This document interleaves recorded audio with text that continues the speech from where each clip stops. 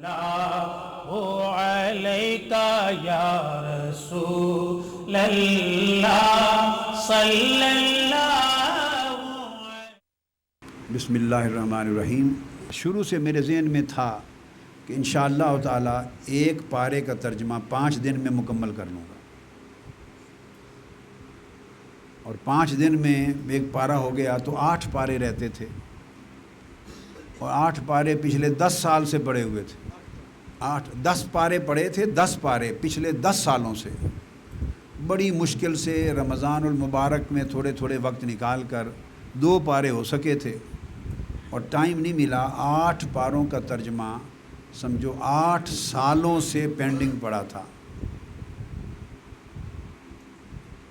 حدیث کا کام، دیگر کتابوں کا کام، باقی تحقیقی کتب کا، اس کام کا ہمارا جو طریقہ کار ہے وہ مختلف ہے۔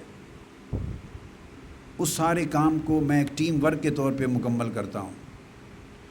پروجیکٹ ہم بچوں میں ریسرچ اسسٹنٹس ہیں، ریسرچ اسکالر ہیں، یہ ساری ریسرچ انسٹیٹیوٹ میں ان میں پروجیکٹ وائز تقسیم کیا ہوتا ہے۔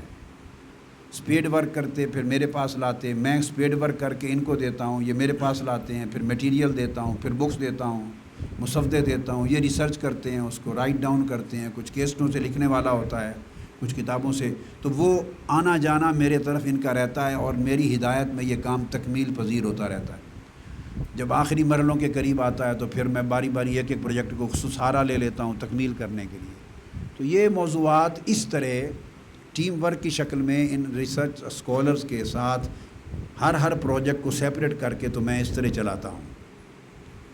ترجمہ قرآن اور تفسیر قرآن کا کام ایسا ہے کہ جس میں کوئی ٹیم ورک سرے سے انوالو نہیں ہوتا، یعنی اس میں ایک لفظ کی حد تک بھی انوالومنٹ نہیں ہوتی کسی کی۔ وہ اس کے لیے ماحول ایسا چاہیے کہ دروازہ بند ہو، کتب، تفاسیر، تمام مآخذ اور لغات سب دستیاب ہوں، اور دروازہ بند کر کے ایک خاص انوائرمنٹ بنانا ہوتا ہے ذہن کا، یکسوئی کا، اور بیٹھ کے اس کو پھر کرنا مکمل، اور موازنے کرنے ہوتے ہیں بہت تراجم کے ساتھ کہ ہمارا ترجمہ کتنے اینگلز کے ساتھ ڈیفرنٹ ہو، ریپیٹڈ نہ ہو، اور کیا کیا نقص اور کمیاں رہ گئی ہیں پہلے آج تک کے تراجم میں، وہ ساری کمیاں دور کی جائیں۔ جو نقص رہ گئے، جو سوال پیدا ہوتے ہیں تراجم پڑھ کر، اور تراجم جواب نہیں دے سکتے، ہمارے ترجمے میں ان سب سوالات کا جواب آئے، ربط بین الآیات کریٹ ہو۔ تو 20-25 خوبیاں ہیں ہمارے ترجمہ عرفان القرآن کی جو کسی بھی تاریخ کے اندر لکھے گئے ترجمہ قرآن میں موجود نہیں ہے۔ یہ ایک بڑا منفرد ترجمہ ہے، اور یہ بات میں اللہ کے نعمت کی شکرانے کے طور پر، تحدیث نعمت کے طور پہ بڑی عاجزی اور نیاز مندی اور اللہ کے حضور سراپا عجز اور انکسار کے طور پہ شکر ادا کرتے ہوئے کہہ رہا ہوں کہ اس کا فضل اور آقا علیہ السلام کی خیرات، اگر ترجموں کی 300-400 سال کی، اور 1-2 ترجمے پہلے بھی لکھے گئے مختلف زبانوں میں، تو یوں سمجھ لیں کہ 500 سال کی تاریخ تراجم کی۔ اور کچھ ترجمے اس طرح کے بھی ہوئے، جیسے امام سیوطی نے جلالین شریف لکھی، تو وہ دراصل نہ کامل تفسیر ہے، نہ محض ترجمہ ہے، وہ معانی قرآن ہے۔ تو عرب لوگ ترجمہ کا لفظ نہیں بولتے، ان کے ہاں ترجمہ کا معنی اور ہے، تو وہ قرآن مجید کے معانی لے لیتے ہیں، تو وہ ترجمے کی مانند ہے، تھوڑا سا توضیحی ترجمہ۔ تو اس طرح کی عرب دنیا میں بہت ساری لکھی گئی ہیں اب تک، تو ان کی تعداد بھی درجنوں کو چلی جاتی ہے، اور ہمارے یہاں تراجم لکھے گئے۔ تو عرب اور عجم میں جتنے بھی تراجم اور معانی قرآن پر کام ہوا ہے، وہ ان اشکالات کا حل نہیں کر سکے، چونکہ ان کا موضوع یہ نہیں تھا، اور ان کے سکوپ میں نہیں آتے تھے، اور ان کے اندر گنجائش نہیں تھی۔ جب آپ یا تو تفسیر لکھنے بیٹھیں تو پھر ہر چیز ڈسکس ہو جاتی ہے، پھر ہر سوال کا جواب آ جاتا ہے، پھر بڑی وسیع گنجائش ہوتی ہے تفسیر میں۔ اور قدر حاشیے میں بھی ہوتی ہے۔ جب آپ حاشیہ اور تفسیر نہیں لکھ رہے اور ترجمہ لکھنا ہے تو آپ تو ایک لفظ بھی آگے پیچھے نہیں جا سکتے قرآن مجید کی آیت سے، میکسیمم کہیں توضیح تشریح کے لیے بریکٹ دے سکتے ہیں، تو نہ کوئی لفظ اپنے طور پہ توضیحی اضافہ کر سکتے ہیں نہ کوئی کمی کر سکتے ہیں، لفظ اور حرف کی بھی تبدیلی نہیں کر سکتے، الا یہ کہ توضیحی بریکٹس آ سکتی ہیں کہیں کہیں جتنی گنجائش ہو۔ تو یہ وجہ تھی کہ تراجم پڑھنے سے بہت سے لوگ بد عقیدہ بھی ہو گئے ہیں۔ میں بڑی خاص بات کہہ رہا ہوں، تراجم پڑھنے سے بہت سے لوگ بد عقیدہ بھی ہو گئے ہیں، چونکہ ترجمہ ایڈریس ہی نہیں کرتا اس اشکال اور اعتراض کو جو محض ٹیکسٹ پڑھنے سے ذہنوں میں پیدا ہوتا ہے، ترجمہ اس کو ایڈریس نہیں کرتا، اور ان لوگوں کی رسائی تفاسیر تک ہوتی نہیں کہ وہ اس کے معنی کو ڈیپتھ میں جا کے سمجھیں، ریفرنس ٹو دی کانٹیکسٹ میں سمجھیں، وہ ہوتی نہیں، محض ترجمہ پڑھتے ہیں، سیاق و سباق اور معانی کی سمجھ نہیں آتی، تو کئی مقامات ایسے ہیں کہ ان کو پھر لوگ اچھالتے ہیں اور ان کا عقیدہ خراب ہو جاتا ہے۔ یضل بہ کثیرا ویہدی بہ کثیرا، یہی اس کا مظہر ہے۔ تو ایسے بہت سارے مسائل ہیں سائنسی اعتبار سے، دنیا میں ایک ترجمہ بھی جو لکھا گئے ہیں آج تک ان میں ایک ترجمہ بھی کریکٹ نہیں ہے۔ روئے زمین پر دستیاب تراجم قرآن میں دنیا میں عرفان القرآن سے قبل ایک ترجمہ بھی سائنسی اعتبار سے کریکٹ نہیں ہے۔ جس ترجمے کو اٹھائیں، جب وہ آیات کریمہ آئیں گی جن میں سائنسی مواد ہے، اس کا ترجمہ غلط ہے۔ میں نے ایک جملے میں 2 + 2 4 جیسے پتھر پہ لکیر جیسی بات کر دی نا، کہ ایک ترجمہ بھی 100% کریکٹ نہیں ہے سائنٹیفکلی۔ جن آیتوں میں سائنس کا مواد ہوگا وہ ترجمہ غلط ہے۔ اب آپ اندازہ کر لیں کتنا بڑا ایک خلا اور نقص رہ گیا۔ تو جب وہ مغربی دنیا میں لوگ نوجوان پڑھتے ہیں اس ترجمے کو اور غیر مسلم پڑھتے ہیں، اور سائنسی نالج آج بڑا اپ ڈیٹ اور ریویل ہو گیا ہے بہت، تو اس کے مطابق جب ترجمہ پڑھتے ہیں تو وہ تو ترجمے اور قرآن میں فرق وہ تو نہیں کرتے، مغرب کے لوگ ہیں، کافر لوگ ہیں، تو وہ کہتے ہیں یہ تو قرآن نے بات ہی غلط کی ہے جو آج غلط ثابت ہو گئی۔ لہٰذا یہ مسائل بھی ہیں، اور آپ ایسا بھی نہیں کر سکتے کہ آپ اندھا دھند سائنس کی تقلید کر کے ترجمہ کر بیٹھیں اور کل سائنس کا ویو بدل جائے، ترجمہ بدلتے پھریں، یہ بھی احتیاط چاہیے۔ تو یہ بڑا باریک مسئلہ ہے۔ تو یہ عرفان القرآن تاریخ اسلام کا پہلا سائنسی ترجمہ ہے، تاریخ تراجم کا پہلا سائنسی ترجمہ ہے، اور پہلا تفسیری ترجمہ ہے، پہلا کہ جو ہے ترجمہ مگر تفسیر کا کام کرتا ہے۔ کوئی اشکال عقیدے کا ایسا نہیں رہ جاتا جس کے لیے آپ کو تفسیریں پڑھنا پڑتی تھیں، اور وہ اشکال اب صرف اس ترجمے کے پڑھنے سے دور ہو جائے۔ اور پھر یہ پہلا ترجمہ ہے جو ربط بین الآیات پر قائم ہے، یہ بڑی خاص بات ہے۔ کوئی ترجمہ میری نظر سے زندگی میں نہیں گزرا جس نے ربط بین الآیات کے اصول کو قائم دائم رکھا ہو۔ مترجم ترجمہ کرتا چلا جاتا ہے، اس کا اگلی اور پچھلی آیتوں سے ربط بنے یا نہ بنے، ربط بین الآیات سمجھ گئے نا۔ الحمدللہ یہ ایک بڑا، یہ میں نے اس لیے دو چند ایک چیزیں بتائیں کہ آپ تصور نہیں کر سکتے کہ اس ترجمے میں کتنی محنت۔ اس کے لیے بند کمروں میں تنہائی میں بیٹھ کے آواز بھی سنائی نہ دے تو اس یکسوئی سے کام کرنا پڑتا ہے۔ اس لیے پھر ہم کہتے ہیں کہ اب اگر کوئی اس ترجمے کی افادیت کو جاننا چاہے تو وہ 20 25 30 تراجم عربی اردو کے جتنے دستیاب ہیں ہر مسلک کے، وہ سامنے رکھ لے اور ان میں رکھ کے کمپیریٹیو سٹڈی کرے تو اس کو سمجھ آئے گا کہ اس کا مقام کیا ہے۔ وہ آیتیں ان کی بھی پڑھے ترجمے کے ساتھ اور اس کو بھی پڑھے۔ میں آپ کو 2 نمونے اب دوں گا اس کے. میں ابھی سورہ النجم کا ترجمہ اسی دوران کیا. وَالنَّجْمِ إِذَا هَوَىٰ مَا ضَلَّ صَاحِبُكُمْ وَمَا غَوَىٰ. تو اس میں لفظ آیا ہے. اب آپ جو ترجمہ بھی اٹھا کے دیکھیں صرف سورہ نجم کے 2-4 لے آئیں, بس میں نمونہ دکھاتا ہوں آپ کو. تو اس کا ترجمہ جتنے لوگوں نے کیا صاحبکم, کیا تو اس کا ترجمہ کیا ہے کہ تمہارے ساتھی. کسی نے کر دیا تمہارے رفیق, کسی نے لکھ دیا تمہارے صاحب, وہی لفظ صاحب لکھ دیا, اور تو کوئی نہیں اس کے علاوہ ترجمہ. جی کسی نے اس کے علاوہ تو نہیں لکھا.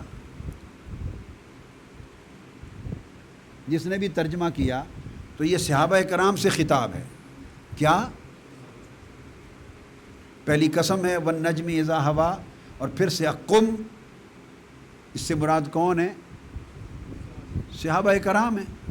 ما ضل صاحبکم, کہ تمہارے اے صحابہ کرام تمہارے صاحب نہ بہکے نہ بھٹکے. اب وہ میں لفظ صاحب کا صرف کر رہا ہوں, دوسری چیز تو پھر اپنی جگہ الگ ہے. تو میں نے جہاں بھی دیکھا عربی کے لوگ تو صاحب کو صاحب ہی کر دیتے تھے کیونکہ لفظ عربی کا ہے, اور اردو کے تراجم دیکھے تو کوئی کر دے تمہارے رفیق, کوئی کر دے تمہارے ساتھی.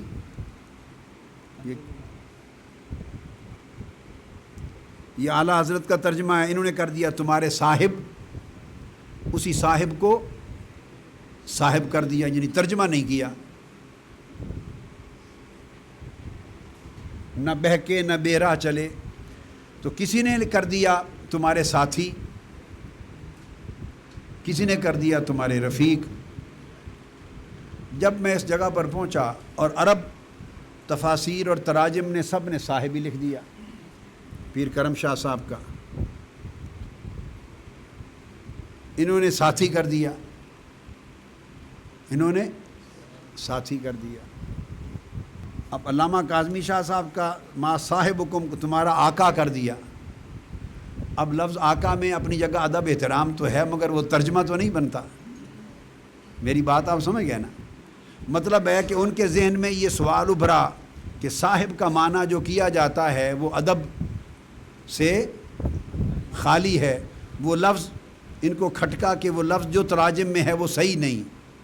تو انہوں نے کیا کیا کہ اس کو ادب کا لفظ لکھ دیا آقا. اب آقا کے لفظ میں ادب تو آ گیا مگر وہ صاحب کا ترجمہ تو نہیں ہے. آپ باریکی سمجھ رہے ہیں بات کو؟ یہ پل صراط ہوتی ہے, یا ادھر یا ادھر. انہوں نے کر دیا تمہارے آقا, فیوز القرآن ہے, انہوں نے کر دیا تمہارا رفیق. تو میں نے عرض کیا یہ کل اتنے ہیں, یا تمہارا ساتھی یا تمہارا صاحب یا تمہارا رفیق, اور انہوں نے آقا کر دیا تو آقا کا لفظ اس کا ترجمہ نہیں ہے. اس پر کوئی اعتراض کر سکتا ہے کہ اب صاحب کا معنی آقا کہاں سے بنا لیا. تو اب یہاں میرا قلم رک گیا.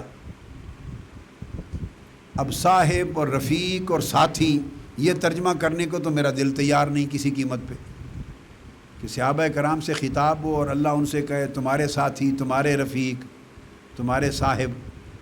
یہ تو قلم تیار نہیں کہ یہ ترجمہ کرے, دل نہیں مانا. آقا علیہ السلام شان رسالت کا جو ادب ہے اس کے منافی ہے. آقا کا لفظ وہ ترجمہ ہی نہیں ہے صاحب کا.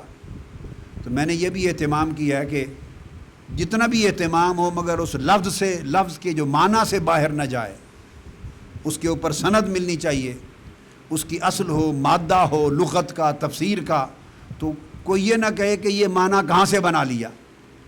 یہ ہمارے پورے قرآن میں کسی ترجمے سے کوئی نہیں کہہ سکتا. آپ سمجھ گئے؟ یعنی ایسے ذوق کے ساتھ نہیں ترجمہ کر دیا, ہر لفظ اور ہر حرف کا ترجمہ وہ کیا ہے جس کے اوپر لغت کی, تفسیر کی, علم کی کتابوں کی سند ہے. اب قلم رک گیا تو میں نے اس کے اوپر غور کیا, ایک لمحہ تأمل کیا, تو اللہ پاک نے اس کا ترجمہ میرے دل میں ڈال دیا, میرے دل میں. اور وہ یہ ڈالا کہ یہ جو اللہ نے صاحب کا لفظ عطا کیا ہے اس کی تفصیل تو میں کبھی الگ بیان کروں گا. میں نے یہ کہا کہ صاحبکم، یہ جو صاحب کا لفظ ہے اسی سے صحابی نکلا ہے، اسی سے. تو حضور کو صاحب فرمایا اور جن کو خطاب کیا ان کو صحابی فرمایا، اور یہ دونوں لفظ کی بنیاد صحبت ہے. آپ سمجھ گئے کیا؟ صحبت سے ہی صاحب ہے اور صحبت سے ہی صحابی ہے. تو اللہ نے آقا علیہ السلام کے اسم گرامی کے لیے یہ لفظ صاحب کیوں چنا؟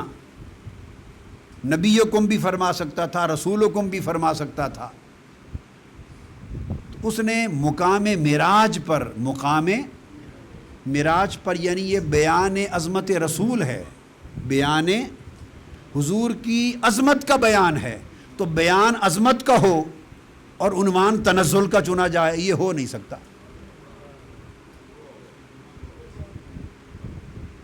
بھئی تمہارے ساتھی تمہارا بیان ہو رہا ہے عظمت کا، اپنے قرب نوازنے کا، اپنے قرب پہ لے جانے کا. بیان تو اپنی قرب کی خاص منزلوں پہ لے جانے کا ہو رہا ہے، اور ٹائٹل جو چنا جائے تو نبی کا بھی موجود تھا، رسول کا بھی موجود تھا، اعلیٰ ٹائٹل. تو نبی اور نبیکم و رسولکم یہ چھوڑ کر صاحبکم چنا، تو اس کا مطلب ہے کہ اس کے اندر عظمت کا کوئی بڑا راز ہوگا. یہ نہیں ہو سکتا کہ وہ ایسا معنی ایسا ٹائٹل چن لے کہ جو منصب کو اس عظمت سے ہٹ کر اشارہ دے. تو میں اس نتیجے پہ پہنچا کہ اس کا اشارہ صحبت کی طرف ہے. تو میں نے ترجمہ کیا تمہیں ما ضل صاحبکم وما غوا، تمہیں بریکٹ میں اپنی صحبت سے نوازنے والے،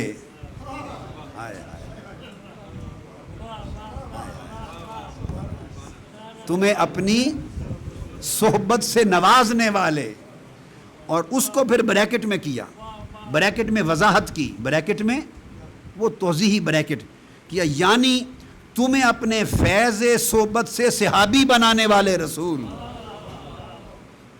تاکہ اور سمجھ آ جائے پڑھنے والے کو. صاحبکم تمہیں اپنی صحبت سے نوازنے والے، بریکٹ یعنی تمہیں اپنے فیض صحبت سے صحابی بنانے والے، صحابی بنانے والے. اور ما ضل صاحبکم وما غوا، چونکہ صیغہ ماضی کا تھا، نہ بہکے نہ بھٹکے، یہ ترجمہ درست نہیں ہے. ماضی کا صیغہ ہے، اس کے اندر ایک اپنی تاکید اور ایک اپنا استمرار کی طرف اشارہ ہے، دائمیت کی طرف. تو ترجمہ یہ کیا کہ تمہیں اپنی صحبت سے نوازنے والے نہ کبھی راہ بھولے نہ کبھی راہ سے بھٹکے. ضل اور غوا، نہ کبھی راہ سے بھولے کیا، اور نہ کبھی راہ سے بھٹکے، کبھی نہیں بھولے اور کبھی نہیں بھٹکے. اور بیان کیوں کیا اس مقام پر؟ بیان اس لیے کیا کہ یہ بات ہو رہی ہے لامکاں کی. وما ينطق عن الهوى ان هو الا وحی یوحی ثم دنا فتدلی، بات ان لمحات کے بیان کی ہو رہی ہے. بات یہ اشارہ لمحات لامکان کا ہے. عالم مکان یعنی سدرۃ المنتہا تک تو حضور کو جبرائیل امین ساتھ لے جا رہے تھے، تو بھٹکنے بہکنے کا تو سوال ہی نہیں تھا.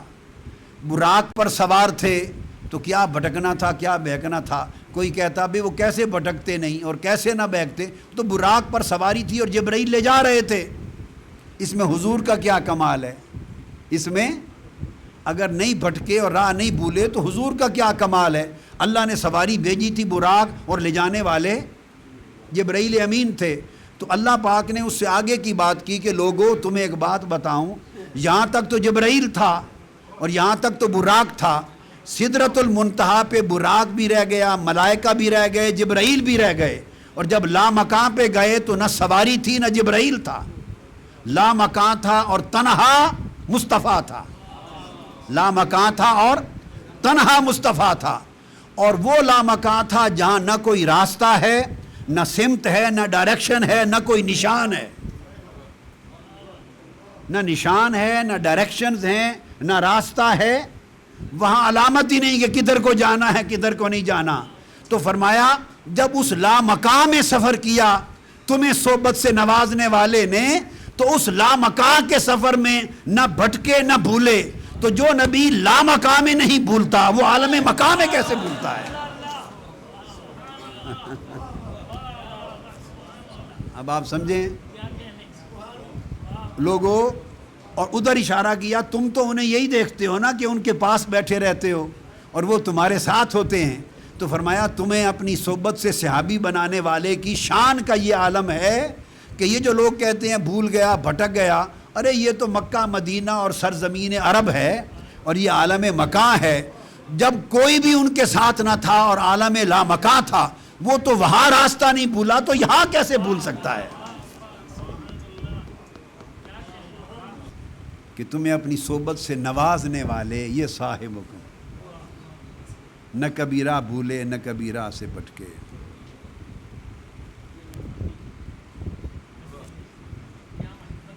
اور یہ چونکہ آ گیا ہے، یہی وہ جو 18 آیتیں سورہ نجم کی میرا ترجمہ، تو یہ آپ کو پڑھ کے سنا ہی دوں۔ قسم ہے روشن ستارے محمد کی صلی اللہ علیہ وسلم، جب وہ، میں بریکٹ کو بریکٹوں کے ساتھ ہے جو لفظ الگ ہیں، مگر میں بریکٹ بار بار کہوں گا نہیں، آپ اہل علم سمجھ جائیں گے کہ کیا کیا لفظ بریکٹ میں ہوں گے اور کیا کیا بریکٹ سے باہر ہے، مگر وہ بریکٹ کا لفظ نہیں بولوں گا تاکہ تھوڑا تسلسل سے آپ کو سنا دوں۔ قسم ہے روشن ستارے محمد صلی اللہ علیہ وسلم کی، جب وہ چشم زدن میں شب معراج اوپر جا کر نیچے اترے۔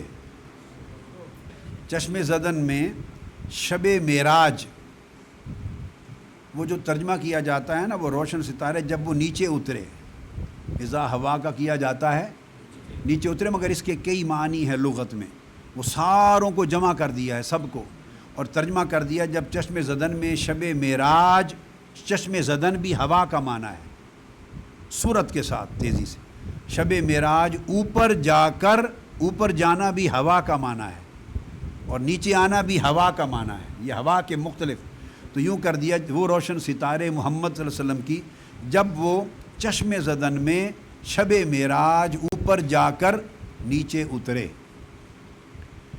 تمہیں اپنی صحبت سے نوازنے والے، یعنی تمہیں اپنے فیض صحبت سے صحابی بنانے والے رسول صلی اللہ علیہ وسلم نہ کبھی راہ بھولے اور نہ کبھی راہ سے بھٹکے، کبھی کبھی بریکٹ میں، وہ اپنی بریکٹ اپنی خواہش سے کلام نہیں کرتے، ان کا ارشاد سراسر وحی ہوتی ہے جو انہیں کی جاتی ہے، ان کو بڑی قوتوں والے رب نے براہ راست علم کامل سے نوازا جو حسن مطلق ہے۔ کیا فرمایا علامہ شدید کا ذو مرہ، اس کا معنی جو حسن مطلق ہے۔ پھر اس جلوہ حسن بریکٹ نے اپنے ظہور کا ارادہ فرمایا، ثم استویٰ، اپنے ظہور کا ارادہ فرمایا، اور وہ محمد صلی اللہ علیہ وسلم شب معراج عالم مکاں کے سب سے اونچے کنارے پر تھے، عالم مکاں کے بریکٹ کے سب سے اونچے کنارے پر تھے، یعنی عالم خلق کی انتہا پر تھے، عالم خلق کی انتہا پر تھے۔ پھر وہ بریکٹ رب العزت اپنے حبیب محمد صلی اللہ علیہ وسلم سے قریب ہوا، پھر اور زیادہ قریب ہو گیا۔ جہاں جہاں ایسے خاص معنی ہیں، اس کی خوبی یہ کی ہے کہ میں نے حاشیہ لگا کے ترجمے کے نیچے ریفرنس دے دیے ہیں کہ یہ معنی امام بخاری نے حضرت انس سے الجامع الصحیح میں روایت کیا ہے، اور مزید حضرت عبداللہ ابن عباس، امام حسن بصری، امام جعفر الصادق، محمد بن کعب القرظی التابعی، ضحاک اور دیگر کئی ائمہ تفسیر کا قول بھی یہی ہے۔ جہاں خاص اختیار کیا نا معنی دوسروں سے ہٹ کر، اس کے نیچے میں نے حوالے مراجع دے دیے، پورے قرآن میں اس کا اہتمام کیا ہے۔ آگے پھر جلوہ حق حبیب مکرم صلی اللہ علیہ وسلم میں، جلوہ حق اور حبیب مکرم صلی اللہ علیہ وسلم میں صرف بریکٹ بند 2 کمانوں کی مقدار فاصلہ رہ گیا، یا بریکٹ انتہائے قرب میں اس سے بھی کم ہو گیا. پھر پس اس خاص مقام قرب و وصال پر بریکٹ اس اللہ نے اپنے عبد محبوب کی طرف وحی فرمائی، جو بھی وحی فرمائی ان کے دل نے اس کے خلاف نہیں جانا جو ان کی آنکھوں نے دیکھا. ان کے دل نے اس کے خلاف نہیں جانا جو ان کی آنکھوں نے دیکھا. کیا تم ان سے اس پر جھگڑتے ہو کہ جو انہوں نے دیکھا؟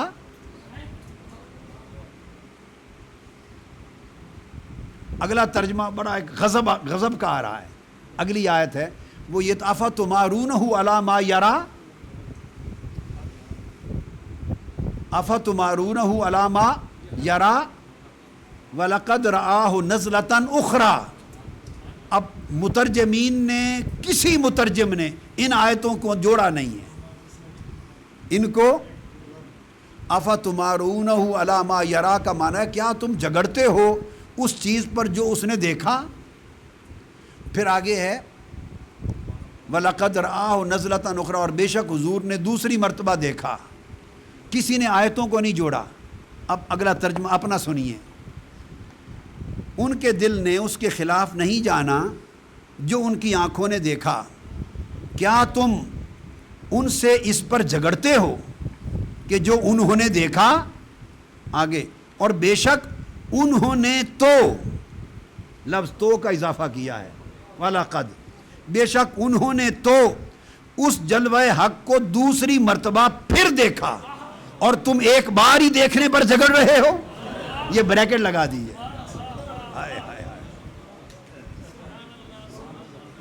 آپ انداز سمجھ گئے ہیں نا. یہ انداز وہ ہے کافروں اور بے ایمانوں اور کافروں مشرکوں جو میرے محبوب نے دیکھا تم اس پر انکار کرتے ہو، جھگڑا کرتے ہو. جب یہ بات ہو جائے تو پھر اس کا جواب دو طریقوں سے دیا جاتا ہے. کیا؟ ایک طریقہ وہ ہے جو اللہ پاک نے ملائکہ کو دیا جواب، ایک طریقہ جو ابلیس کو دیا. ملائکہ کے استفسار اور استعجاب پر اور استراب پر جواب دیا یا آدم انبئہم باسماء ہؤلاء، اے آدم ان کو یہ نام بتا دیں تاکہ انہیں آپ کے علم کی عظمت کا پتہ چل جائے. فلما انبأہم، پھر انہوں نے نام بتا دیے. انہوں نے مان لیا سبحانک لا علم لنا الا ما علمتنا، باری تعالیٰ ہمیں معاف کر دے، تو پاک ہے، ہمیں تو کچھ پتہ نہیں، وہی کچھ جانتے ہیں جو تو فرشتوں کو بتا دیا دلیل سے، فرشتوں کو دلیل سے سمجھا دیا اور ان کا استعجاب دور کر دیا.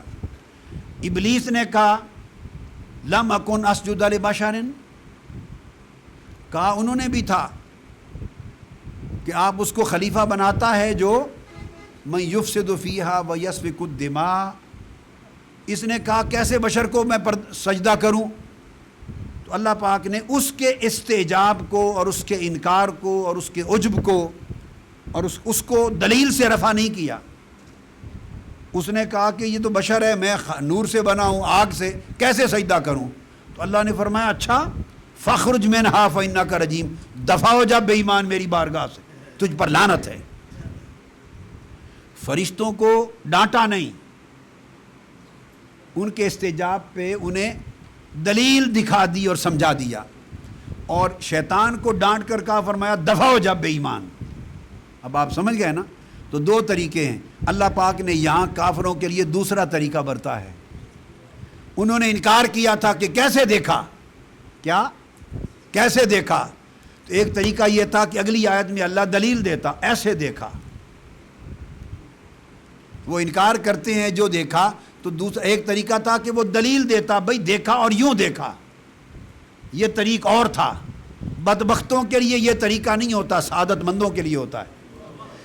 جب کافروں کو خطاب تھا افتمارون، کیا تم جھگڑتے ہو اس پر جو میرے محبوب نے دیکھا؟ اب سنو جواب، دلیل سے نہیں دیا. فرمایا اگر تم جھگڑتے ہو دیکھنے پر، لقد رآہ نزلۃ اخری، تو بے شک میرے محبوب نے تو پھر جلوہ حق کو دوسری بار بھی دیکھا، اور تم ایک بار ہی جھگڑ رہے ہو ایک بار دیکھنے پر. لو تسی تو ایک واری جگہ اسے پھر ہور ہی ویکھیا دوسری مرتبہ بھی دیکھیا ہن کر لو جڑا کرنا ہے تو ان تو ایک بار دیکھن تے یقین نہیں آندا لا سن لو انہیں پھر دوسری بار بھی دیکھیا دوسری بار بھی دیکھ یہ وہ جواب ہے اس نے پھر تم ایک بار دیکھنے پر جگڑ رہے ہو اس نے تو پھر دوسری بار بھی دیکھا جلوے کو آپ بات کو سمجھ گئے نا کہاں دیکھا سدرۃ المنتہا کے قریب اور اسی کے پاس جنت المأوا ہے جب نور حق کی تجلیات یخش سدرۃ جب نور حق کی تجلیات سدرۃ المنتہا کو بھی ڈھانپ رہی تھیں جو کہ اس پر سایہ فگن تھیں اور ان کی آنکھ نہ کسی اور طرف مائل ہوئی نہ حد سے بڑی بریکٹ جس کو تکنا تھا اسی پر جمی رہی بریکٹ جس کو تکنا تھا اسی پر جمی رہی یہ اور 18ویں بے شک انہوں نے معراج کی شب اپنے رب کی بڑی نشانیاں دیکھیں یہ 18 آیتیں ہیں ایسے اچانک آ گیا میں نے کہا چلو آپ کو پڑھ کے سنا دیں کہ کیا ترجمہ ہوا ہے وہاں بیٹھ کر اچھا یہ جو میں نے آپ کو ترجمہ بتایا اور بے شک انہوں نے تو اس جلوہ حق کو دوسری مرتبہ پھر دیکھا اور تم ایک بار دیکھنے پر ہی جگڑ رہے ہو اس کا حاشیہ لگایا ہے یہ معنی ابن عباس نے ابو ذر غفاری نے حضرت اکرمہ التابعی نے حسن البصری نے محمد بن کعب القرظی نے ابو العالیہ التابعی الریاحی نے امام احمد بن حنبل نے اور امام ابو الحسن اشعری نے اور دیگر ائمہ اقوال نے بیان کیا اور انہی کے قول پر یہ ترجمہ قائم ہے نیچے ریفرنس دے دیے میں چونکہ یہاں سے مراد و جبرائیل لیتے ہیں نا کوئی تو ہم نے کہا اسی جلوے کو دوسری بار جو تصدیق کر دی اس یہ ترجمے کا ایک نمونہ ہے 27واں پارہ سورہ نجم سے اور آخر پہ جب ترجمے کے ایام میں ایک مقام آیا جہاں سیدنا ابراہیم علیہ السلام کے پاس فرشتے آتے ہیں دو جو لوط علیہ السلام کی قوم پر عذاب دینے کے لیے آتے ہیں تو جب فرشتے آتے ہیں تو آپ نے ان کو بچھڑا بھونا ہوا بچھڑا پیش کیا تو سارے مترجمین لکھتے ہیں کہ آپ نے بھونا ہوا بچھڑا فجاء بعجل حنیذ تو بھونا ہوا سب ترجمہ کرنے مترجمین لکھتے ہیں کہ انہوں نے بھنا ہوا بچھڑا یہ نہیں کہا کہ کٹا ہوا اجل کا لفظ آیا یعنی گوشت نہیں فرمایا کیا گوشت نہیں کہا پورا بچھڑا بھنا ہوا بچھڑا پیش کیا تو جب اس ترجمے پر آیا تو میں نے سمجھا کہ بھنا ہوا بچھڑا یہ ایک ٹرم ہے اس زمانے اس کے لیے لفظ ایجاد نہیں ہوا تھا جب مترجمین نے کیا ہے تو میں نے پہلی بار اس کا ترجمہ کیا کہ بچھڑے کی سجی پیش کی بھنا ہوا بچھڑا آپ اللہ کی شان ہے اللہ پاک نے نہیں فرمایا کہ بچھڑے کا گوشت پیش کیا گوشت نہیں پورا بچھڑا اور بھنا ہوا تو بچھڑے کو بھون لیں تو اس کو آج کے دور میں سجی کہتے ہیں تو یہ پہلا ترجمہ آئے گا بچھڑے کی سجی پیش کی سجی کے لفظ تو یہ ترجمے میں لکھا کہ ابراہیم علیہ السلام نے انہیں بچھڑے کی سجی پیش کی جب یہ میں نے کر دیا تو جو تنظیم اور تحریک والے بہت خوش ہوئے انہوں نے پھر اس ختم قرآن پر ختم ترجمہ قرآن پر انہوں نے پھر دعوت کی اور سجی بنائی ابراہیم علیہ السلام کی یاد میں اللہ علیکہ یا رسول اللہ صلی اللہ